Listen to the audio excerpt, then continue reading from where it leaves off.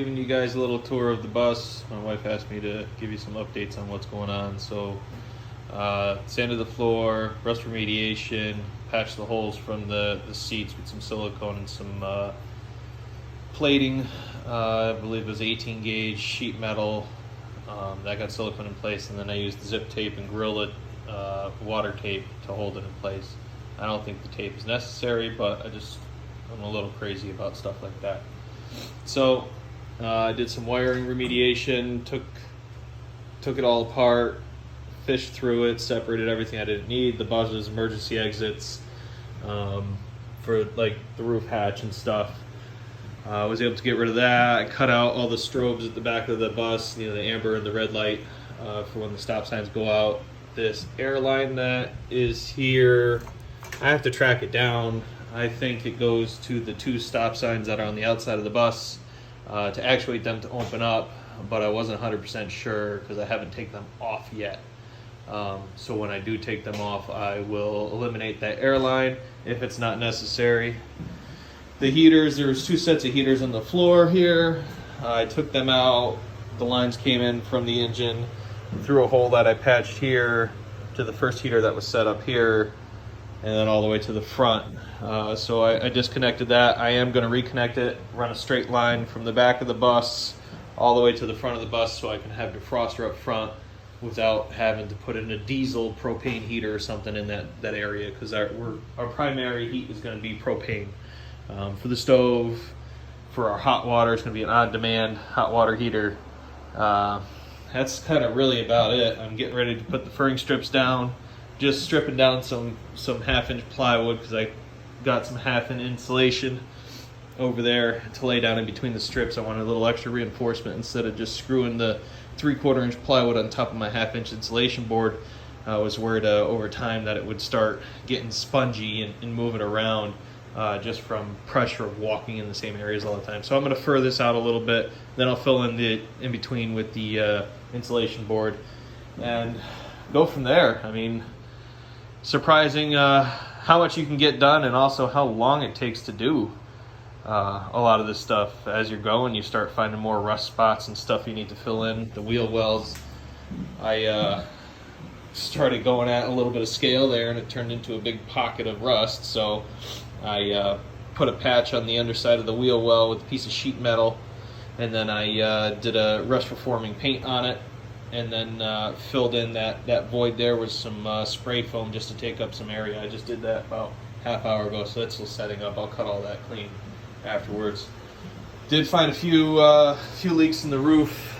Right here where there's a strobe light in the back, I drew arrows to everything that's leaking. The strobe light is getting removed anyways, but I wanted to make sure that I knew exactly where all the leaks were. This area here has some surface rust, which is looks like it's getting a little deeper. I think they didn't seam seal above the rib where this sheet here met this sheet here.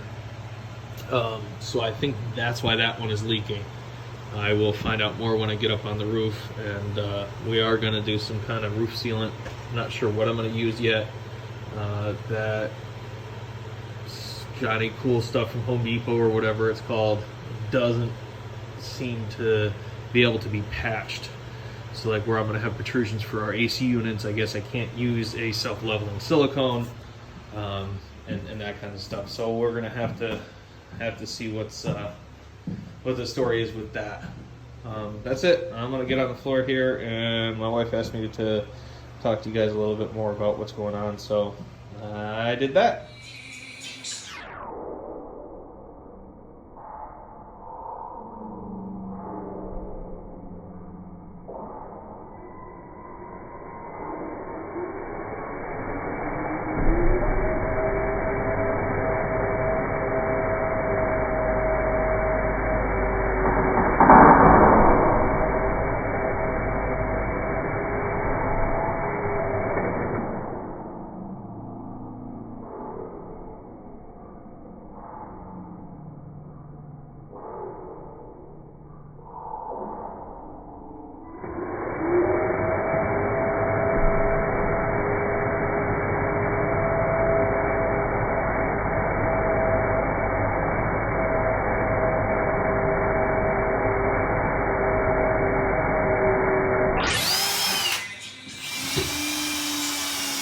can you explain to me what we're doing?